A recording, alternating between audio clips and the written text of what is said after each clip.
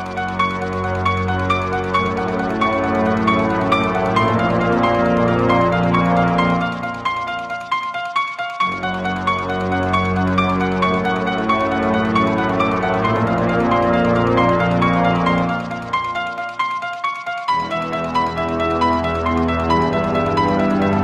everyone, and welcome to our first ever episode on our horror podcast. I'm Living Dead Girl, as many of you may know me over on TikTok, and some of you may also know me on Instagram, as I've recently just gone on to there.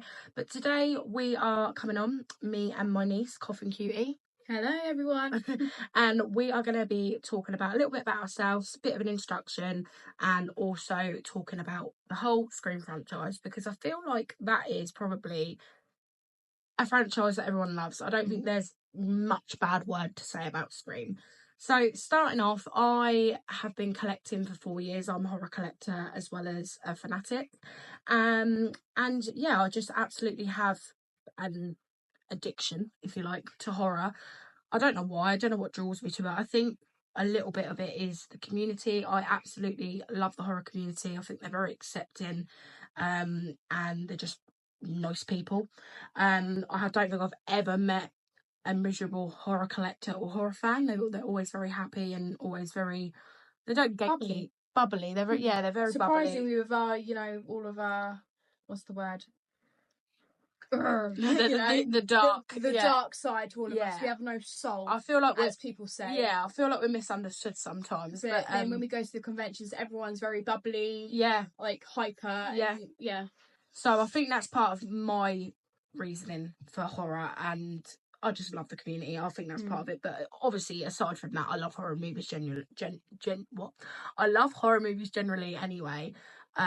So I would say, do you know what, actually? I was thinking about this earlier, and I wanted to give my first horror film that got me into horror. Just to kind of give you an idea of what got me into horror, I suppose.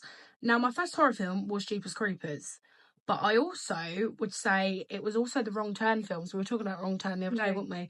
Wrong Turn was one of the horrors that I first, like kind of a chasey horror, because I know Jeepers Creepers is chasey, but in terms of a proper outright chasey, kind of maybe slashery horror, I would say it was Wrong Turn. So that would kind of maybe give you an insight into the kind of horror I like. I mean, I like all rounds of horror, paranormal.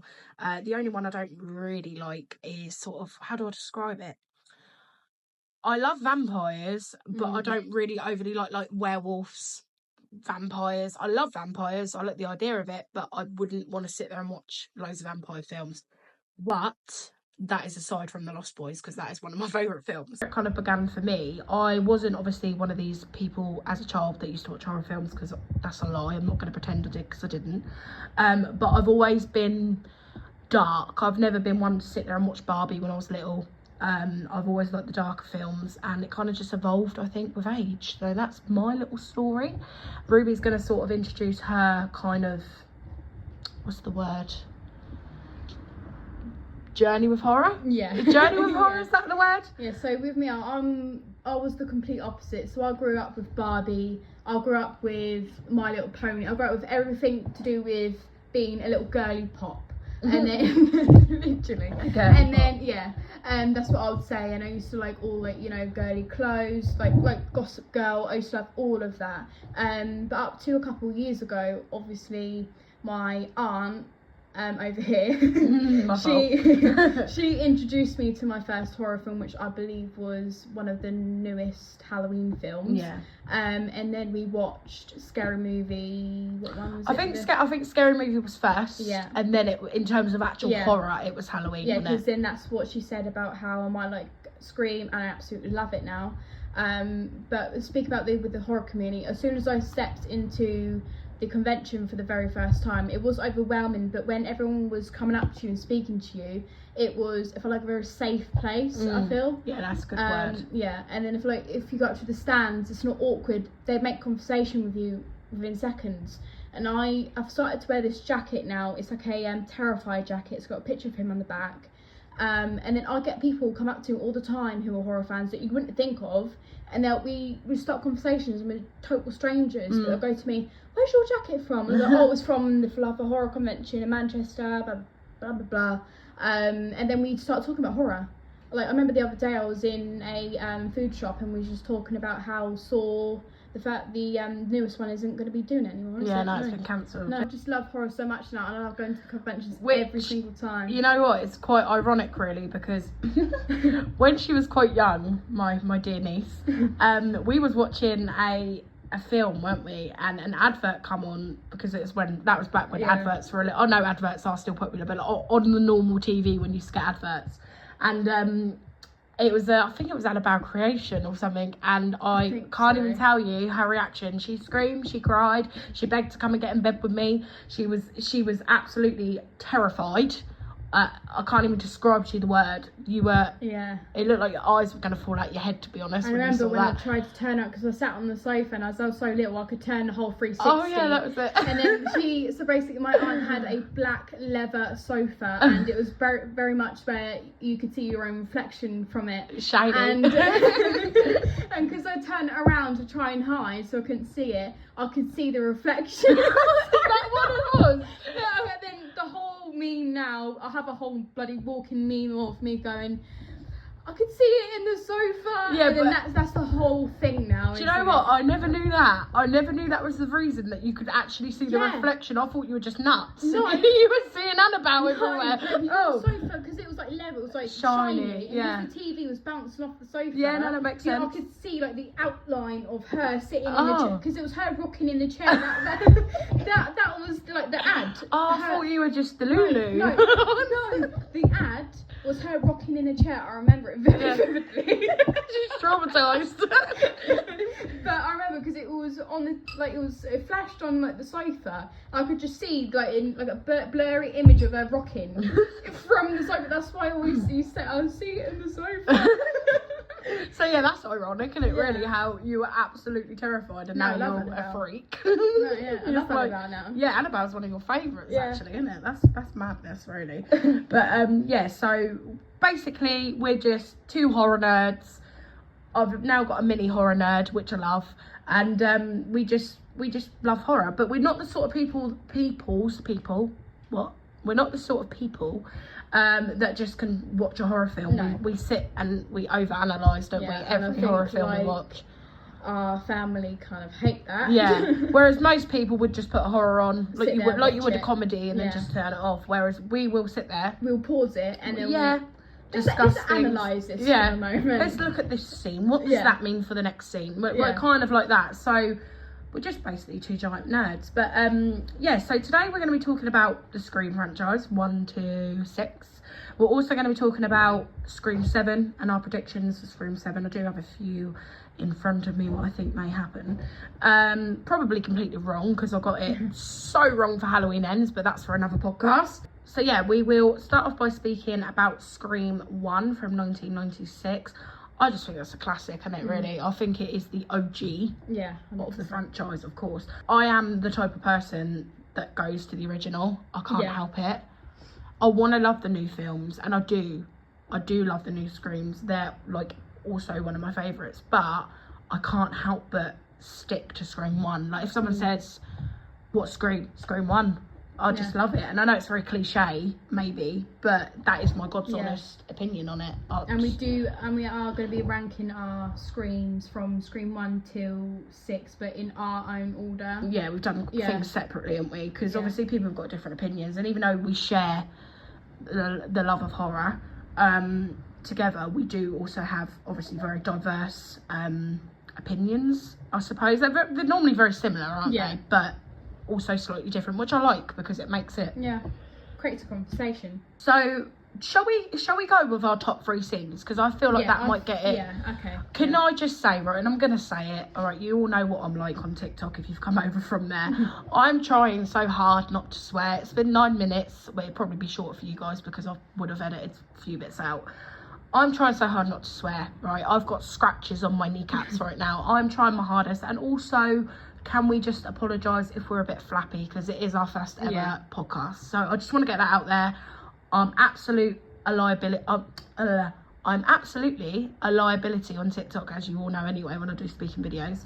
So it will improve, but just bear with us. Yeah, especially because we didn't take a whole month to like create this podcast. It took us like 3 days. Because we just sat there watching a random film, and then we're going, what happens if why don't we do a podcast? Yeah, we just... And then it went from there, didn't it? Yeah, so and then for the last... It wasn't very much planned. No, and for the last couple of days, it has literally been our personality. Yeah. So, you know, we're not looking to get loads of interaction. No. I can't speak. Do you know what I mean? Interaction to begin with. But it's something we're going to build at the end of the day. We're probably going to look back on this video in a couple of years and be like, what the actual frig frog was that? But it's fine. It's part of our journey, and we like social media, don't we? Yeah. We've always been... I take it very seriously. Like, I'm quite sad with it. With me, I feel I'm just starting to do. Yeah, you'll start because you found your niche now. I feel like Before you will evolve. I was struggling, you will evolve because I loved social media so much, but I didn't know what my niche was. Yeah. I feel like now you can base it on something. Yeah, exactly. Yeah. And it is. I must admit, as a horror collector,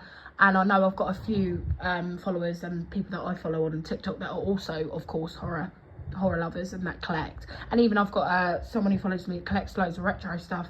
And it really helps create content. Yeah, exactly. It's an easy content creator, you know, and once you find that, you will just blossom. Anyway, we're going to get on to the actual Scream related topics now. Yeah. And I think it'll be best if we start off, as I say, talking about our top 3 scenes. So do you want to start or shall I? So we have 3 scenes each. So when we did this, we was not together at all. We have completely different ones. So with me, so for the first one is the garage scene in scene 1, where Tatum was the first character to actually call the killer Ghostface. Do you know what? I actually never clicked onto that. Maybe it's something I should have known as a horror fan, but I've only just realised that is true, isn't it? I actually looked up on it just to back my facts up, but no other character called the killer Ghostface until Scream 4. That's mad. They just called him the killer. Oh yeah. Or killers. Do you know what? I've never realised that. But I can't remember how they began to call him Ghostface. Probably when she says, is it when she says, please don't kill me, Mr. Ghostface? No, yeah, so in Scream 1, that's her Oh, name. you mean in, right. Yeah, so in Scream 4, how do they even think of Ghostface? Because obviously with Tatum, I get what you're saying. Yeah, between 2 and 3, they never called him that. Yeah, no, they called him the killer. With Tatum, it was she called him Mr. Ghostface, but then that lived and died with her. Oh. In the space of like 3 seconds, and then no one else heard her unless it was the killer, either, spoiler alert, either Stu or Billy. Yeah, but how would that work? Because there. Well, no, technically, I suppose. Yeah. Well, Billy's 100% dead. Well, as far as we know. Yeah. Because I'm not being he was funny. shot in the head. Oh yeah. I don't think you'd come back from that, would you? In every Scream film, they say about how if you shoot him in the head, they won't come back. But with obviously Stu, there's obviously it's been confirmed, isn't it, that he's alive. Coming back. Yes, so maybe it's something that we'll get to that with our predictions. I don't want to. I don't want to spill too much too soon. Anyway, then my second one is the subway stabbing scene in Scream 6. And I like that one. Especially with spoiler alerts if you haven't seen it. There's going to be spoiler alerts because we're talking about the Scream franchise. Exactly. So we're talking about the Scream franchise, so there will be. But with that scene, it's having nowhere to escape. And especially with Ghostface, he sits there, and then when the subway goes under the tunnel, you can't see him, he's somewhere else. Almost playing a game. Yeah, it's kind of like your heart's going a bit if that was you. And then, but on the upside of that, before she got stabbed, is you can see thousands of people in that train, everyone dressed up as a cliche horror character. Yeah, no, that's like with that's a good scene actually. Yeah, for like Freddy Krueger. Yeah. Michael Myers. Even more Ghostfaces, obviously, because it's Scream, and obviously in Scream you've got Stab. That's which is horror. their fake. Yeah, that's like the fake horror. That's a good. Do you know what? That is a very underrated scene. I'll give you that. Yeah, and then my third one is a bit more simple. Is in Scream 4 where Jill stages her attack to feel like she's a bit psychotic, isn't she? Yeah, she's a bit nutty in that, isn't she? Because I feel like everyone was going to think of her being the next final girl. Yeah, like. I know, I get that now. It's like it kind of painted a picture that she was going to be a final girl. Yeah. I always had a bit of suspicion, though. Because as well, because obviously Jill wanted to become Sydney. She wanted to have the cousins, fame. Isn't she, with it? Yeah. She wanted the fame. She wanted everyone the attention. attention to be on her. So she kind of wanted to be. She kills everyone, and of all the family she loves and her friends she cares for. And then she was the victim in it all. Yeah. And then actually she was the killer. Yeah. Just talking about Emma Roberts for a minute. I think Emma Roberts is incredible. Like, I think she's such. I mean, again, we are going to probably dabble in other films that people have been in because it's just going to happen. But we will be doing a podcast on American Horror Story. But in American Horror Story, she is incredible. Like, Scream 4 was her first horror film. That's mad. And she's just evolved since, really, isn't she? Her acting's amazing anyway, because she was in Wild Child before that. Obviously, horror-wise, that was her first horror film. And then after that, she went into Scream Queen. Yeah. And then she went into American Horror Story. I feel like some actors, though, and actresses are just good at the horror genre. Yeah. So, like, Jenna Ortega, she is a horror queen now. I think she is only... Like, don't get me wrong, she'd be great in other films because she is a great actress. I think it's her... I think it's how she portrays her face. Yeah. I feel like she has the face acting, if that makes sense. I just think people that do the horror genre usually stick to horror because it's what they're good at, and I don't think it should be something that's messed around with. Whereas in other genres, so like romances, comedies, action films, anyone I feel could do that. Yeah. Do you know, I think with comedy you have to obviously have a funny side to you. You couldn't be like a brick wall, could you? No. Do you know what I mean? But I feel with the horror genre, it takes a certain person to be... Especially if you're one of the killers. If you're the villain. You need to have some sort of psychotic thing about you. A psychotic trait, about you to, really get into the character. 100%. 100%. So what is your top 3 then? So with me, now this is going to sound very cliche, and do you know what? I'm not one of these horror... people. I might upset some people when I say this, but I'm very real. I'm to the point. Yeah. Now, I'm not one of these horror people that's cliche usually. Like, I don't like The Shining. Never liked it. I don't understand the interest, but some people do, and I respect that. But when I sometimes say this scene to people, or if I say Scream 1 being my favourite, whatever, I kind of get looked at like, well, that's a bit cliche. But this is generally my feeling towards the franchise. So for me, it is obviously from the 1996 Scream, so the first one, and it is the opening scene with Drew Barrymore, who plays Casey Becker. So I just feel that the whole scene has now created nostalgic feels, and I feel it's the scene that everyone kind of thinks of when they think of Scream. The making the popcorn, the answering the phone when they are all alone in the house, which is very ironic. It's just, I don't know, like the questioning. That's when Ghostface, because obviously as we know, Ghostface does like to, I can't use the F word, likes to just mess around with his victims and make it into like a little sick game. So like asking questions about the Halloween films. I can't remember what he asked now. Something about, what was it he says?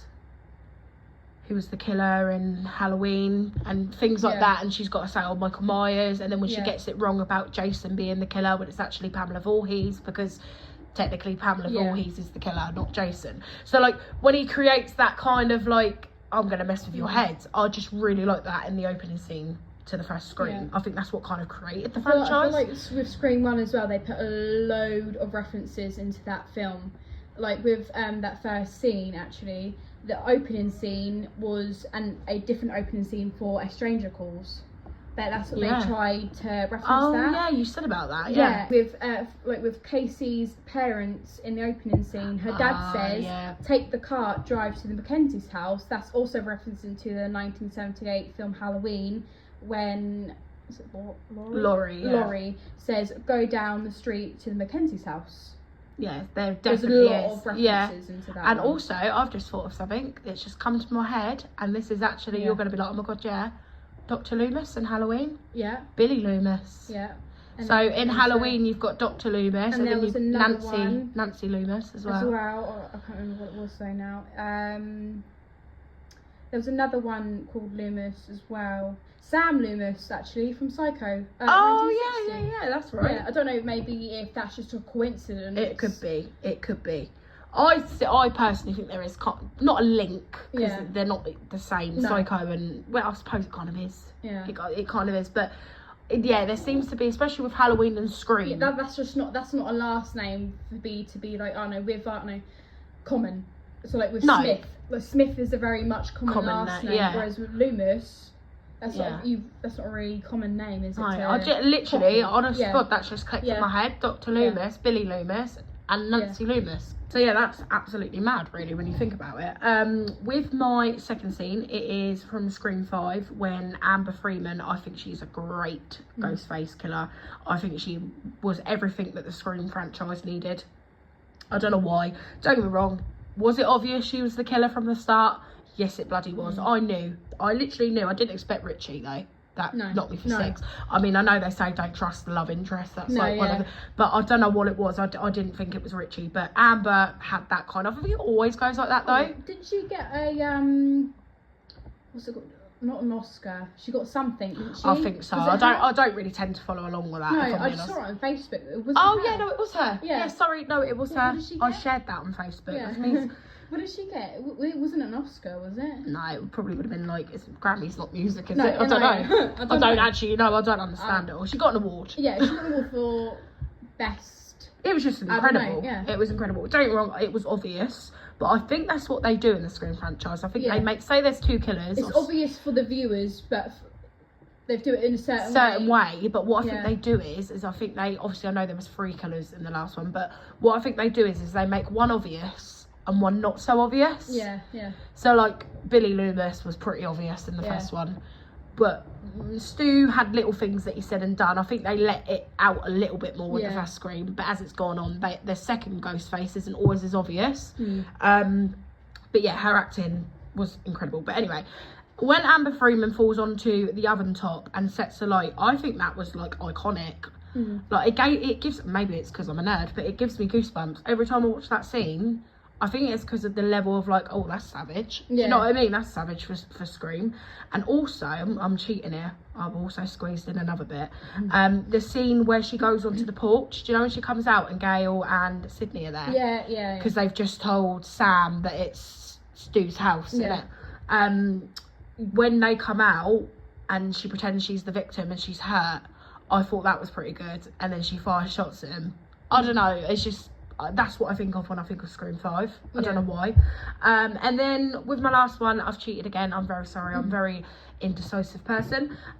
Is a toss-up between Scream 6 when Anika, so Mindy's girlfriend, fell from the ladder.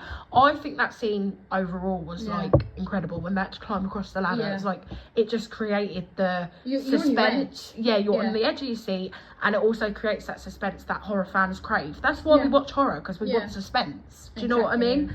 If it didn't have suspense in it, you're like, yeah, it's just... If a horror film does not have, and even thrillers, because I still see Scream is technically a thriller as well. I will turn it off if there's no kind of like, oh, what's gonna happen? You know, I will turn it off. If we're not talking about it like we normally do, or if we haven't seen it at all before, it's a brand new film, and we do not talk about it, I feel like we both know that it's not. I mean, it could be good for someone else's point of view, but for us, if we've not sat there talking about it, like, oh, what's going to happen? Do you think this is going to happen? Or what's going to happen next? I think normally a good indication is when we're picking up our phones as well, and we get distracted by our phones. You know, I think that's also a really, really good indication. But normally, 9 times out of 10 when we watch horror, we're glued, aren't we?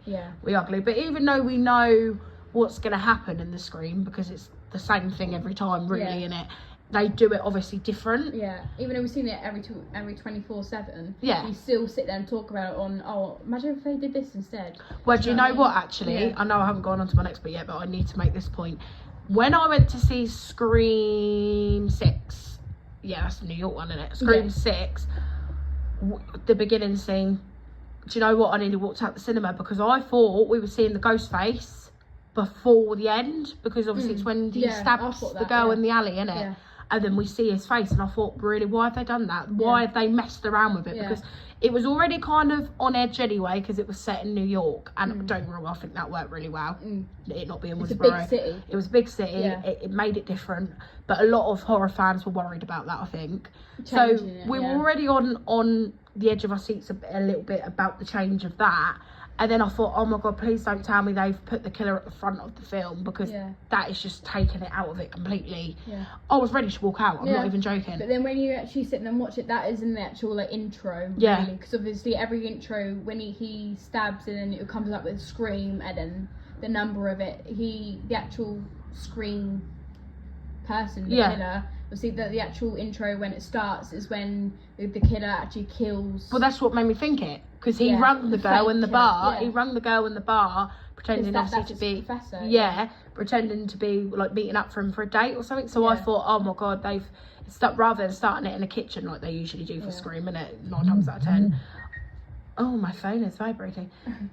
You know, rather than starting it in a kitchen like they do 9 times out of 10. It was just a weird layout, and I thought, oh, we're gonna see the killer. The killer's been revealed. It's a weird ass layout. I'm gonna leave, but because I'm a hardcore Scream fan, I'd support the franchise anyway. It's a bit like with Halloween. Halloween Ends, again, we will talk about this in the next in a podcast in a couple of weeks, but Halloween Ends was just strange. I'm not going to say I hate it, but I don't like it. But I, as someone who supports that franchise, I feel I have to be dedicated. Do you get what I'm saying? So anyway, aside from that, I think Olivia's death in Scream 4 was really good in regards to the gore side of it. Don't get me wrong, I know Scream was gory, clearly, because it's people getting stabbed, but I feel like the gore did worsen with each Scream. I don't know if it was maybe because of the time. So like obviously in the 90s maybe it wasn't so much of a thing. I feel like gore and horror movies are more of a thing now. Financially. Yeah, they didn't have the funds. Budget, yeah, of course, yeah. Because especially with the franchise, for like the very first film is a very low budget. Especially and they don't think it's going to evolve, do especially if that director is a new director as well. Yeah. But they only have a certain amount of budget because they sometimes have to loan that budget. Yeah, and also with the budget, what would come into that is all the special effects and with the killing scenes as well. So I feel like it naturally and financially clearly has evolved, and I think especially it has made it, especially with like the fire scene you was on about. Yeah, that was incredible. Like, I did not expect that in a Scream film. No, because you think of stabbing, you don't think of burning on a oven top. No. Or what was the other thing that happened in there that was it when she even the use of guns, to be honest, in Scream, because you think of knives. When I think of Scream, I think of knives.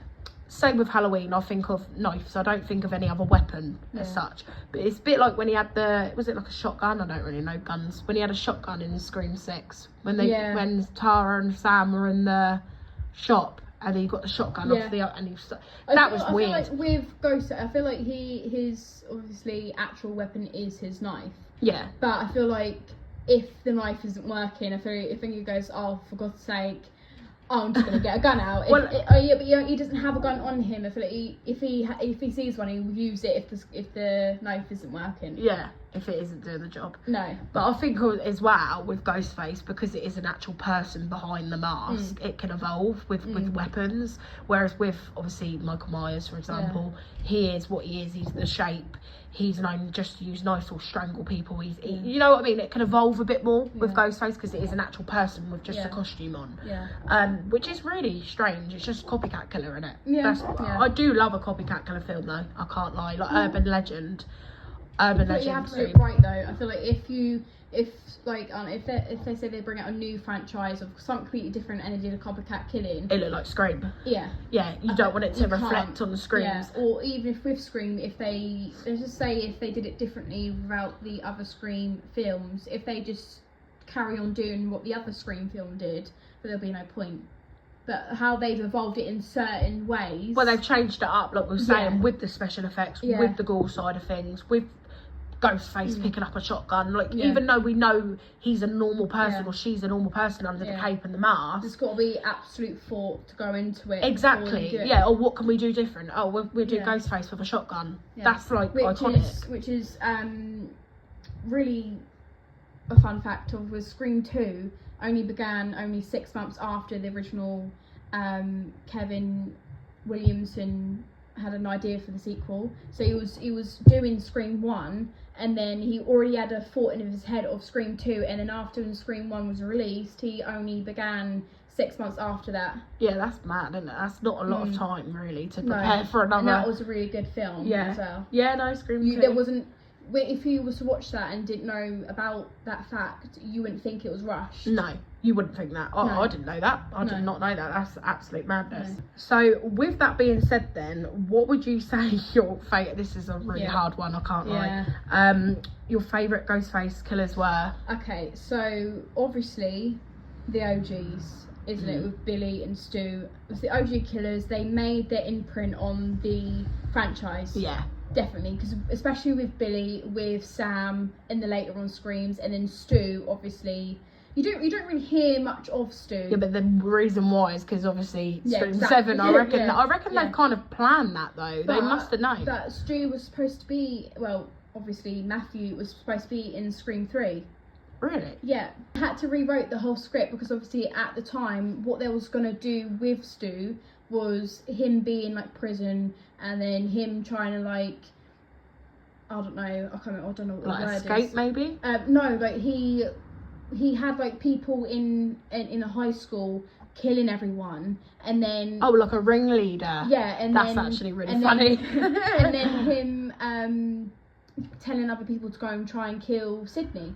But they couldn't do that because of like some sort of massacre that happened in real life at the time. School shooting. Yeah, before they started filming. Yeah. So they could not do that. They had to rewrite the whole script. Yeah. Because otherwise, if they did that film, it would kind of reminiscent on what happened at the time. Yeah, I feel which like would have been very respectful, No, would exactly. it? So that's funny you say that because I'm not going to go into my predictions yet, but you're kind of along them lines, which is very strange because I actually didn't know that. So I feel like they might bring that into the Scream. Yeah, 7, and that's what I've got obviously written. That's Sydney mad. has a family now, hasn't she? Yeah. In her own little Yeah, world. yeah. Because remember, moved away, didn't she? Scream Yeah. 6, obviously Gail said about how Sydney needs a happy ever after. Yeah, yeah. But I feel like obviously she's not going to get a happy. No, of course she's not. She never does she? But I feel like that along the lines of, I feel like that might happen.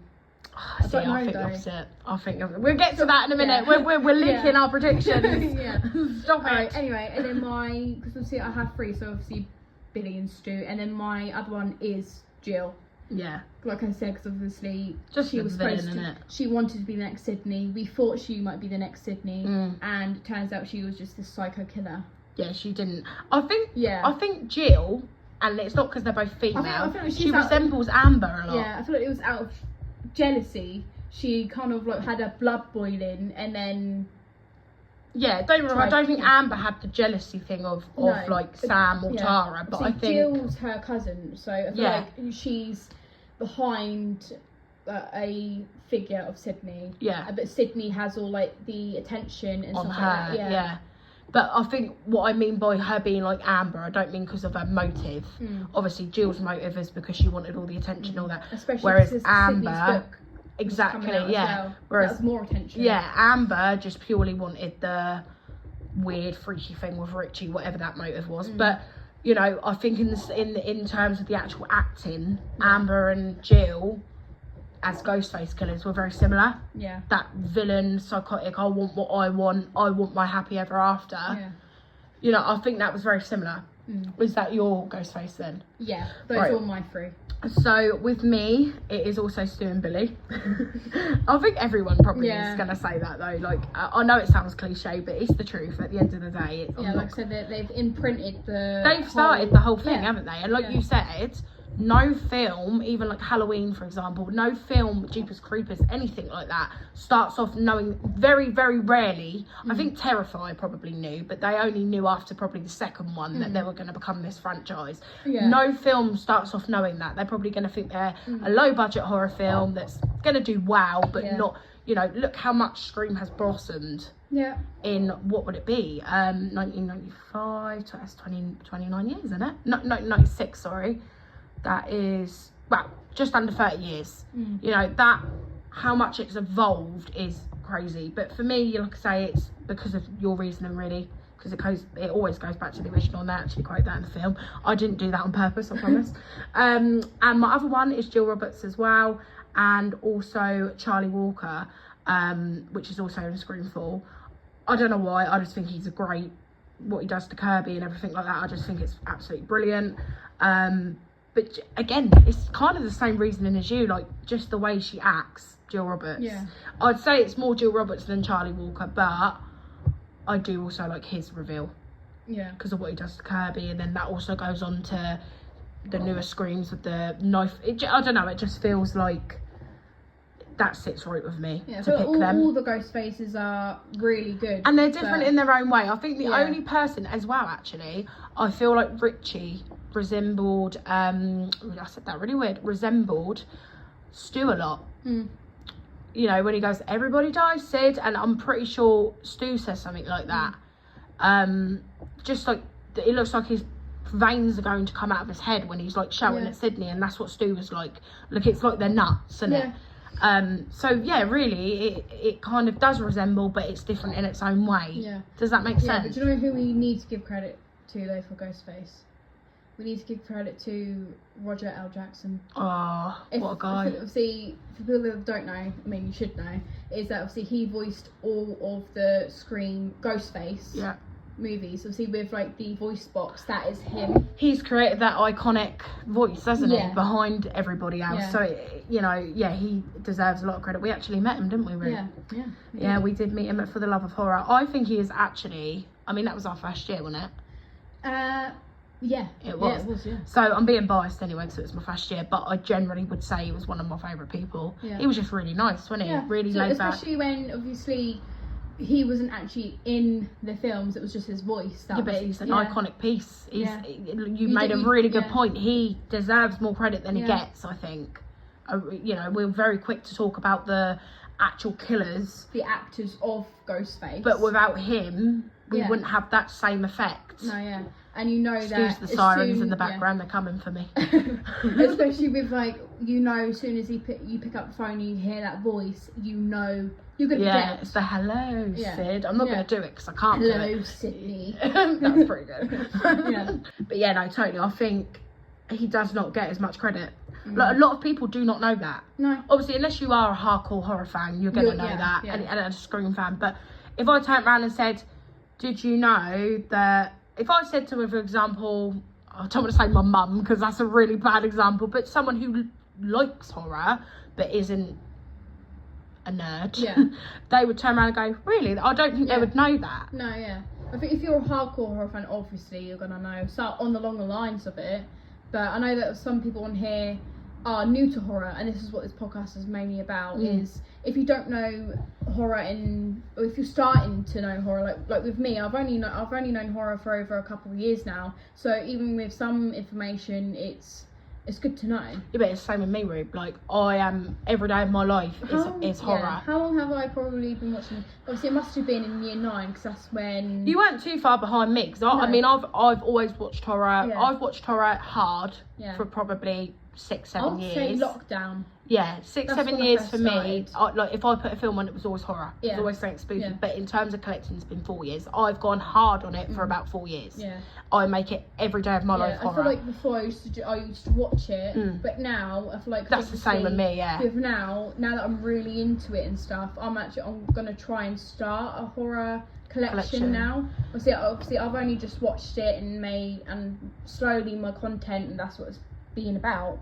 But I feel like now I'm actually into it properly now, and I'm going to start my horror collection soon. And it's something you build. I never had it, so even though I was always been into horror, I never had a collection because sometimes it was living circumstances, didn't have the space. I mean, I just about have the space for it now, but I generally really didn't have the space. And obviously I'm only in my mid-20s, so say 10 years ago I was still living at home, so I couldn't have it at home. You know, it was all them factors to it, you know, whereas now I have my own place, so I can have stuff like that. You've got your little area where you can have your stuff, you know, you can evolve I'm only in my teens, but you can evolve it like adult. It's something you can build gradually. You don't need to. And again, I know every subject we've spoken, we're going to do a podcast on it, but we are. I'm hoping on doing a podcast on collecting, you know, giving you tips and tricks if no one knows where to start, because I think a lot of the time people are just so tempted into buying the first thing they see, and I done it,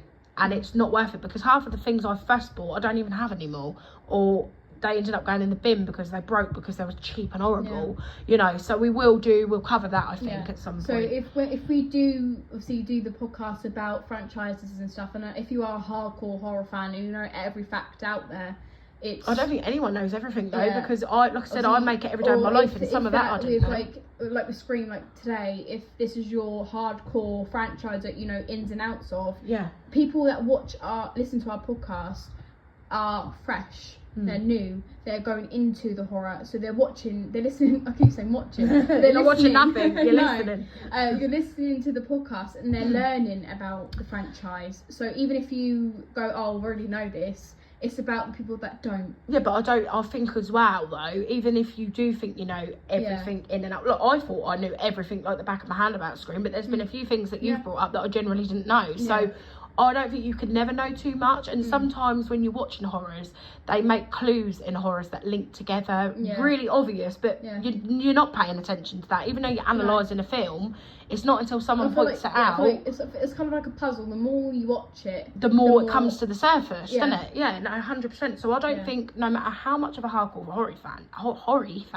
horror fan you are, I think there's always something you can learn about it and about the franchise, and learn to kind of appreciate horror. And I think that's a good word to use, because like I said, I've always loved horror, but it's been in the last 4 or 5 years that I've appreciated horror, hence why I collect, hence why I overanalyze a horror film now. I literally make it my life, you know. I wake up every day and I do videos on my content, horror. If I get in bed and I put a film on, horror. It is literally my For You page. It just revolves my mind. Do you get what I mean? It's all we talk about, isn't it? Otherwise we probably wouldn't have ever had a conversation together as auntie and niece. It is literally our conversation. Literally. But I feel like that's good though, because that's what we bond over. We do, we share a huge interest. So I know obviously some aunties and nieces out there don't talk that much. No, I think we've always had a bond, but I think it's just helped us kind of, you know, you're getting older and we just share an interest, which is a nice thing, isn't it? Yeah, 100%. But anyway, let's stop making it about us. Sorry. Yeah, sorry, we're going deep there, guys. We're going real deep. But like we said, we had a pre-warn at the start, didn't we, about how if we do chatter on... Well, the podcast isn't meant to be 2 minutes long anyway, but we are going to go off sync a little bit because, like I said, it's our first ever podcast. I've done YouTube videos. I've content created for about 3 years, and it doesn't matter how many times you do it, how good you are at it, you're going to mess up. You're learning it on the way you go. Exactly, and with a podcast, you don't over-edit it. So what you're seeing is mainly what you're getting at the minute. So which is kind of my mentality on TikTok anyway. We don't really have a filter, do we? No, I mean, how I haven't sworn 45 minutes, it's probably less, like I said, because I would have edited a little bit. I don't know. I don't know how I've done it. Are you proud of me? Yeah. That's the longest you haven't heard me swear, isn't it? I swear like a truck driver, don't I? Anyway, so I think we will go over to our Scream 7 predictions now that we've given you our life story. What you got written down for that? Should we do one from you, one from me, one from me? Because we might have similar things wrote down anyway, but... Yeah, so am I going first? You go for it. Okay, you go, obviously Stu is coming back for Scream 7. Scream 7, you know your words out, my girl. Obviously, because Matthew Lillard has confirmed it on his TikTok and on like multiple interviews. He has not kept it a secret whatsoever. No, he don't care, does he? No, but which is crazy because with Scream 7, for God's sake, with Scream 2, none of the directors or producers actually let their cast members know who the killer was. They only got their pages for that scene probably the day before of who the killers was and the kill scenes. That's the same with David Arquette actually, which we also met. Great guy. He didn't get told he was being killed off until we got handed the script. And I don't think he was too happy about it either, but I don't think they should have killed him off though. I think Gail and David, we go by his name in the film. I think Sheriff... Oh, I nearly called him Doofy. That's a scary movie, isn't it? Sheriff Doofy. Dewey. And Gail should have been killed off together because it is that romantic love story that we've seen from the start. And I do believe, what was it? They were married, weren't they? Yeah, they were married up until 2013. Yeah, and they've got a child called Coco, haven't they? I only literally discovered that a couple of months ago. They were supposed to have a child in the one of the Scream films. Yes, they could have done that. But the thing is, they said that it would have been really hard filming. Why? Because obviously, one, it's a horror, and 2, they only had certain, like, with the contracts, it was very like restricted. Like with I can't remember what Scream it was. Like with Sydney, she only had like 20 days of contract because she was filming another film. Like she was halfway through filming another film, but she only had a 20-day contract. That's why she wasn't really in it. That's crazy, isn't it? That's why she was like, I can't remember. I think was it Scream 2? I can't remember, or Scream 3. But she, I think it was Scream 3 actually. Yeah, she was hiding away, wasn't she? She was trying to keep away from the real world, and she went by. She had a job, and she went by another name. Yeah. That's why she was filming 2000's Drowning Mona. I think at the time. Yeah, Drowning Mona. I think then the film was called. She was halfway filming it, and they was gonna film Scream 3, and she only had 20 days.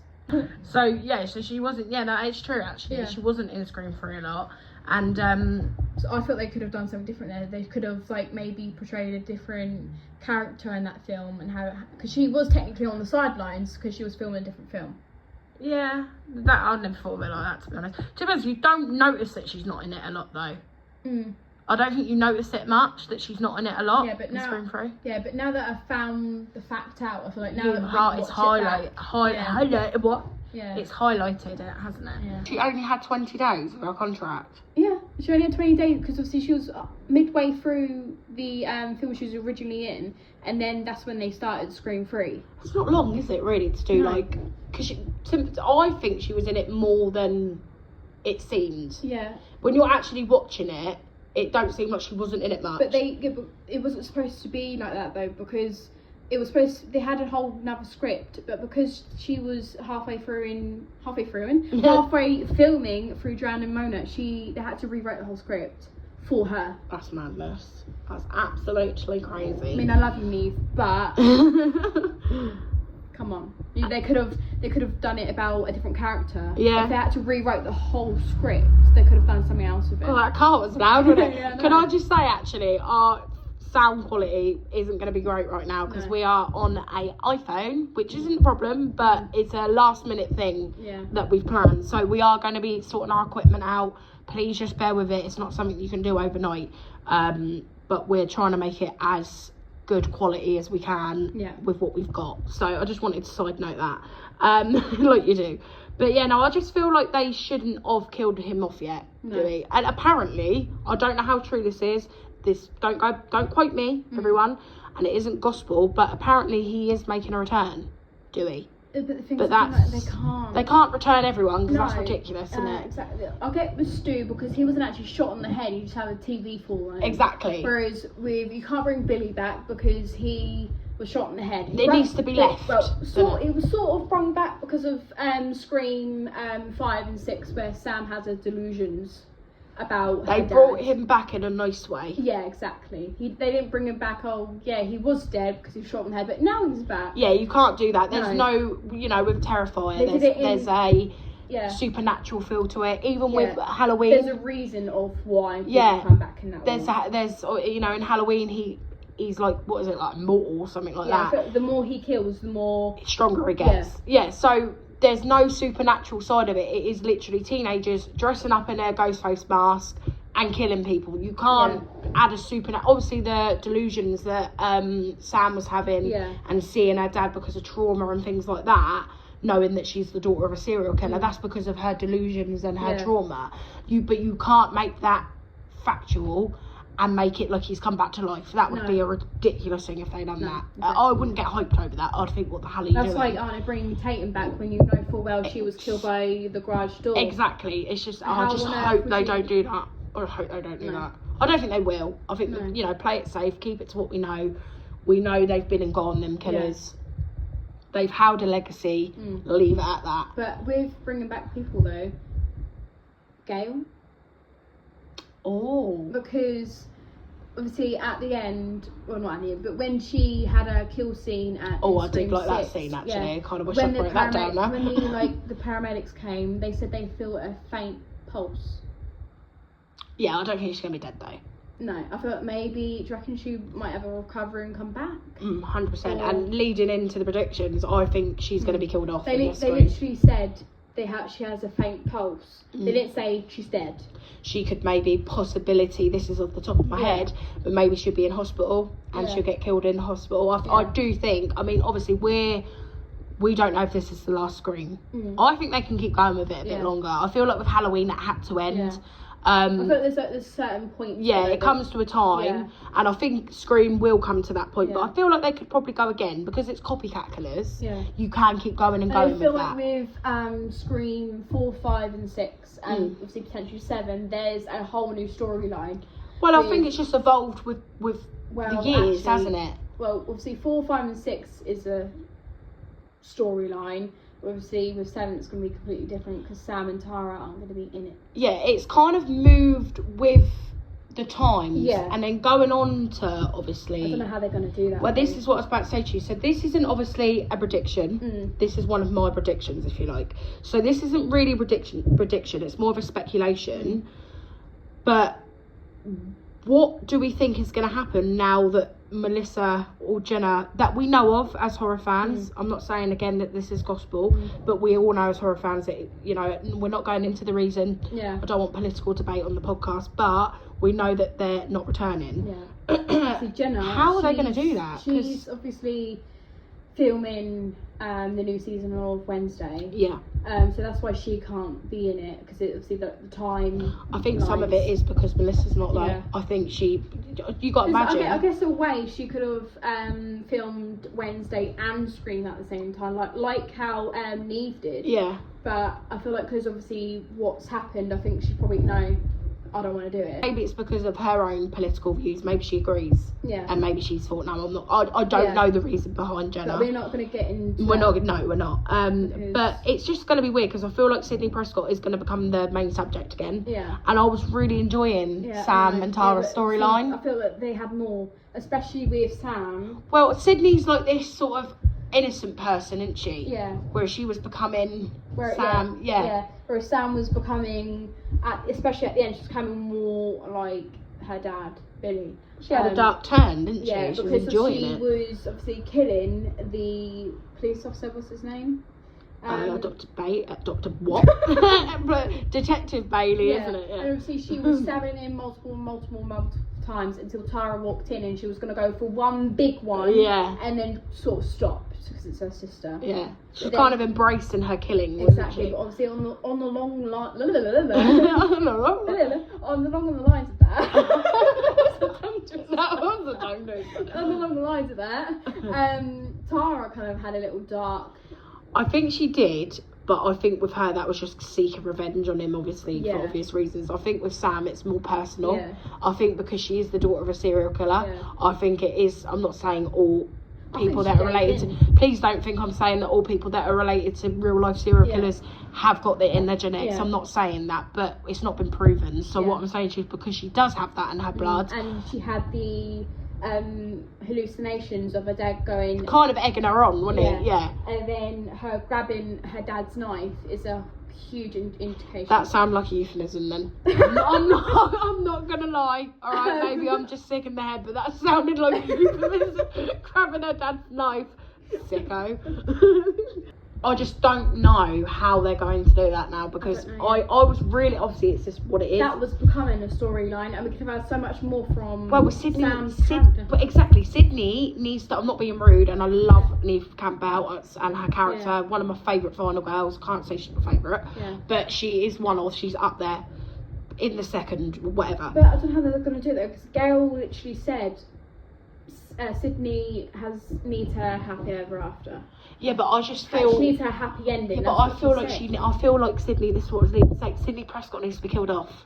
Now, don't come for me, but I think Sydney Prescott has had her time, and I felt like it was a new chance for the Scream, because the Scream franchise can go on. It's copycat killers. This isn't someone who's immortal, that's supernatural, that can't be killed, but has eventually been killed. Like, we won't go into that. Like I said, that is a separate podcast. This is real life people that are dressing up.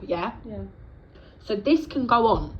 So what would have been nice to see is two final girls, Sam and Tara, Sydney Prescott, unfortunately, God rest her soul, what? God rest her soul, RIP, has died. And then we've got that new kind of... And then if things didn't happen, obviously with Sam, in real, Melissa in real life, I feel like they could have done so much more with Sam in Scream 7. They could have done something where maybe she did turn. I really feel like with Scream 5 and 6, they are the only 2 films in the Scream franchise that added them kind of twists and turns. Don't get me wrong, you had that element of what's going to happen in the other Screams, but I feel like they gave more of a... Because it's evolved with the time, it's moved with the time Scream. It's, you know, in the 90s, it was very 90s, the first Scream, and it's just, like, kind of blossomed. I don't want to say evolved again, because I've said that a million times, but it has. It's kind of bloomed, and now it's a bit like, are we going to get new people? I don't know what they're going to... Or are they going to mention... like, are the new characters are going to mention... They've moved away. That's what it's going to be, innit? Yeah. They've moved away. They're going to have to do something. I do feel... They're going to have to say something about Sam and Tara, and maybe they've moved away, they've got their own private life. Oh yeah, it's going to... Without a doubt, they're going to have to. They can't just leave it, can they? Because the last scene that we know... is Sam walking away with the mask. Or did she drop it? No, yeah, she looked at it and then dropped it. Yeah. But going on to my other prediction, so like with Matthew Lillard, obviously Stu, this bit like similar to what you were saying earlier about the ringleader thing. I generally didn't know that about what was it, Scream 3, wasn't it? Yeah, I believe so. I didn't know that, so I think that is going to happen. It's funny that I wrote that because I didn't know. I think he's been a ringleader the whole time, and it's part of because we all say Ghostface cult. Yeah, that's what all the horror fans say, Ghostface cult. I use the hashtag a lot on TikTok, and I think it's some kind of sick cult that are obsessed with horror movies. That, you know, that is kind of what these killers are. But within the movies made them go mad, kind of thing. You know, the stab movies in their world. It's the stab franchise but in our world, it's Scream. It's quite clever how they've done that, really, isn't it? But yeah, I think that it's a bunch of young teenagers that are horror obsessed, movie obsessed. They're obsessed by the stab killings in the film, and they are part of this cult that Stu sends them out to try and kill Sydney for what she done to Billy and to him. And you know what I mean, I really do think it's that, and for creating a reputation for Stu and Billy, because obviously it got out about them doing it. He's never been able to walk, because even if he survived, he'd be in prison. Do you know what I mean? So for creating that reputation, I feel like he's wanting to hunt her down. And he's getting other people to do it, because as far as we know, he's dead. Do you get what I mean? No, yeah. And I also think, I don't know what you think on this, that it's going to go one of two ways. Now you're probably thinking, well, that's obvious, it usually does. But I think he's either going to change and turn and try and help Sydney for the new Ghostface killer. Say it wasn't the ringleader prediction. I think he's going to maybe be a better person, help Sydney get away. Or it's going to go the complete other way and Sydney Prescott is going to die in this one. Or it could be both. How do you mean, like lure her in? Sydney, I'm a good person now, blah, blah, blah. And then at the end it's like, surprise Sydney, and then he kills her. Do you reckon? Do you reckon he's going to be a Ghostface reveal though? Or do you reckon he's not going to play that role?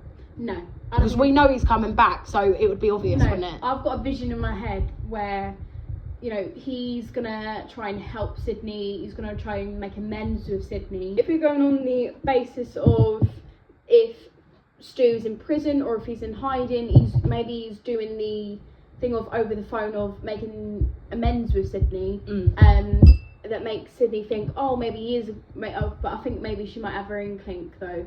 Well, she's got to be quite switched on now, hasn't she? Yeah, definitely. But maybe she might think he is making amends with him, because it was mainly Billy that was the psychic one, I think. I don't know though. I think Stu was quite insane. I think he was worse than Billy. I feel like Billy was the one who had a plan. Yeah, he had a plan, and Stu was just the stupid one that followed along, and then he got some kind of enjoyment out of it, but then he also shit his pants when he got Can I say shit on YouTube? I'm going to leave that in. Yeah, he shit his pants. I've done well, alright? Yeah. I haven't sworn. We've gone, how long have we gone? It's currently We've saying gone a while. It's currently saying 2 minutes on the camera because we had to stop it earlier. Yeah. We're gonna make it It hasn't been 2 minutes. I may F and a Jeff a little bit, but it's fine. So yeah, I do think. I think there's gonna be huge plot twists in the Scream 7. Well, it's going to have to be because everything has changed now. Yeah. It's not a case of doing it in a different place like with Scream 6. It was just in a different setting. Yeah. You know, we didn't know we were going to have that intro. Yeah. Of obviously. Well, every original person is pretty much dead.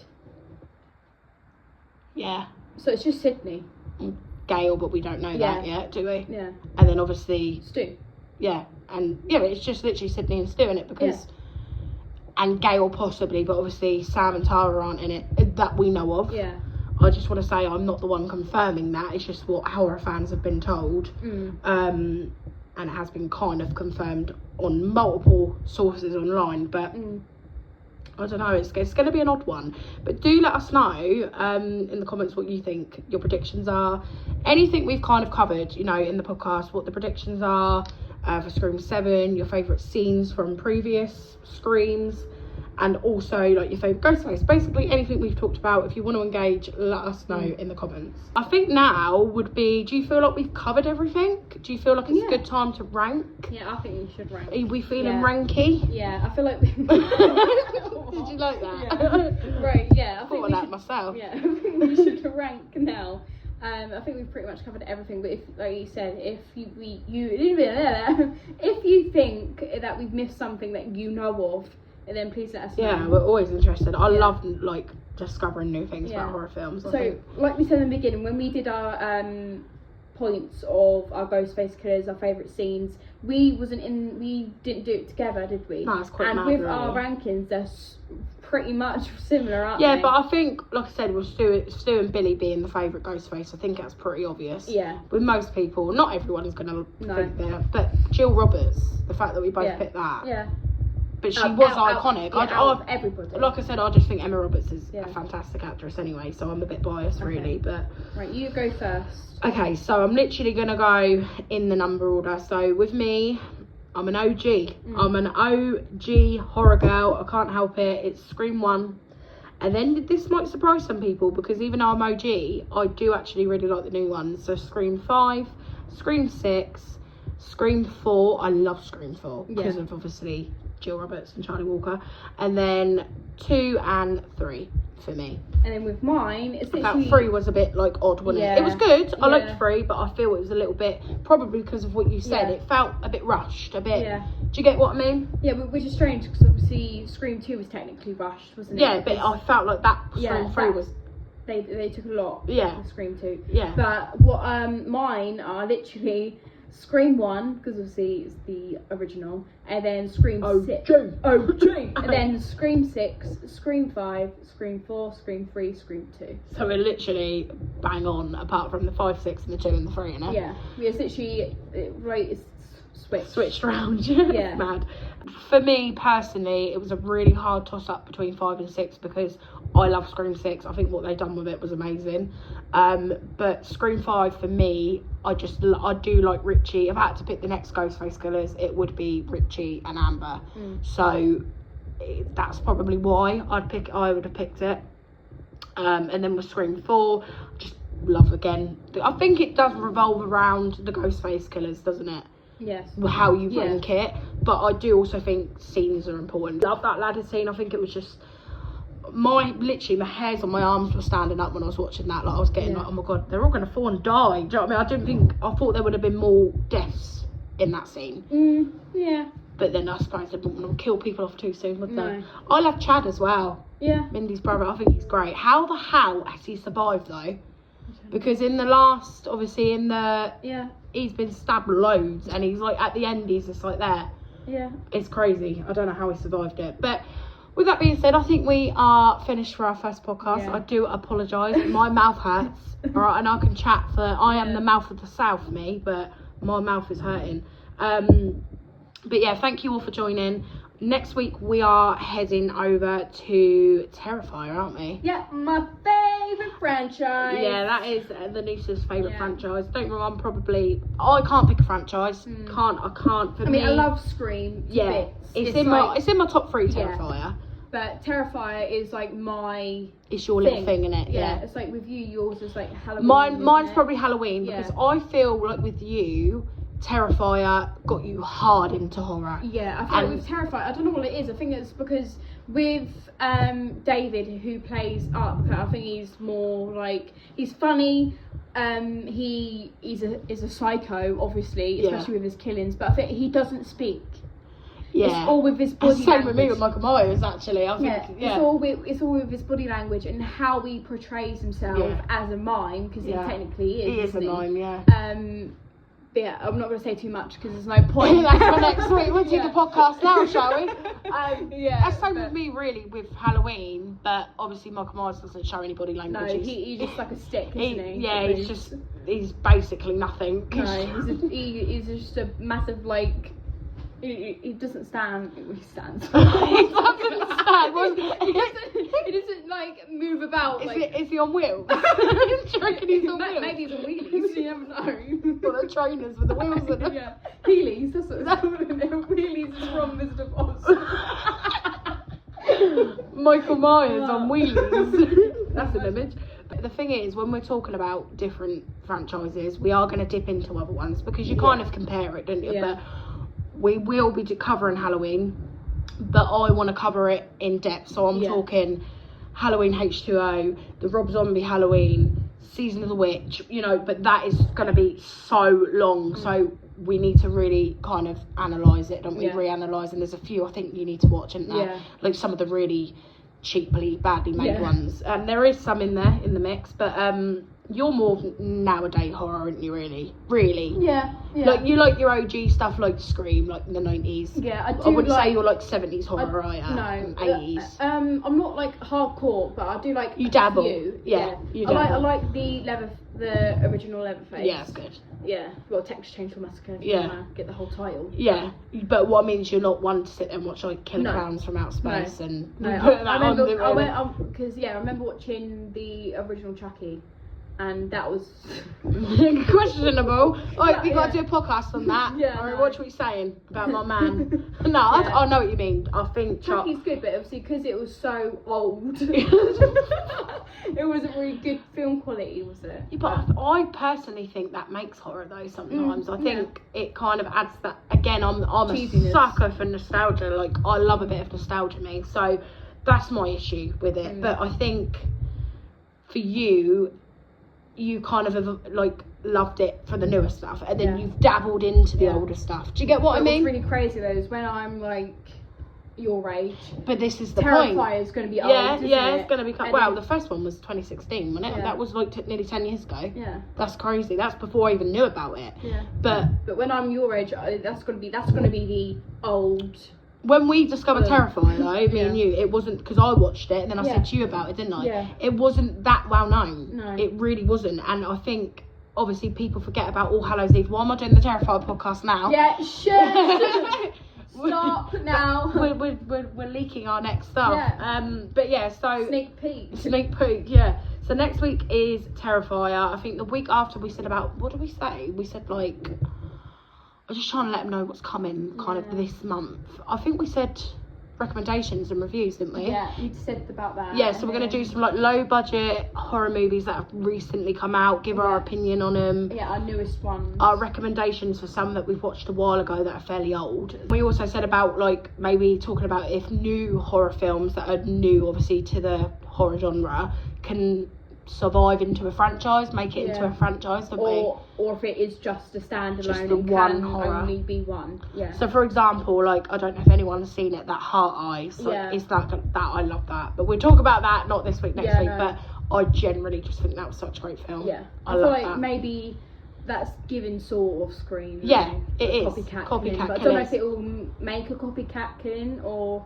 Well, Scream is very much like as well. Before we sign off, Urban Legend. I don't think you've seen it. Great film. That was a copycat killer, and I do reckon people can do that. But like you said earlier, it can't be to that franchise because you can't top Scream, can you? No. And I feel like if you do it and you don't do it properly, people are gonna think it's about. It's just going to be, it's just going to be, oh, you've just literally copied that franchise. They have to do it in a really smart way. Make it their own. Yeah. Yeah, so that was our first ever podcast. Like I said, I apologise if the quality of of lovely voices isn't the greatest. It's something we're working on. We might have been a bit flappy, but it's a very weird thing to... Once we get going, we're fine, but it's... Doing the intro was weird, wasn't it? For you and me, we're looking at the camera, aren't we? Yeah. Whereas there is no camera to look at. We're just me and my niece are making eye contact. No, yeah. It's weird. Yeah. So yeah, it is odd. I must admit. Like I said, I've done YouTube, I've done TikTok, post on Instagram. Not always on my face. I talk on TikTok all the time. Yeah. But you can afford to mess up on there because the people are used to you. Whereas, don't get me wrong, I'm hoping a lot of you have come over from our other social medias. But so you're kind of used to the fact that we are liabilities. But if you haven't, hi. Hello. We are havoc. Yeah. No, it's fine. But yeah, it's what it is. We're trying as hard as we can. It's something we want to grow, and obviously with your support it would be great. But yeah, thank you so much for tuning in. And if you did, for whatever reason, love this kind of content of us just talking utter, I can say the shit word, utter shit about nerding out and being horror fans, then make sure you are a nerd, subscribing and turning on the notification bell so you never miss an upload from us. And also, if you haven't made it to the end and loved our goodness, please leave a knife in the comments to say about you have watched all the way to the end about Scream. Yeah, that'd be interesting when it's who actually has sat through God knows how long of us rabbiting on. Yeah. We are going to switch off now and we will see you next week. Love you, bye!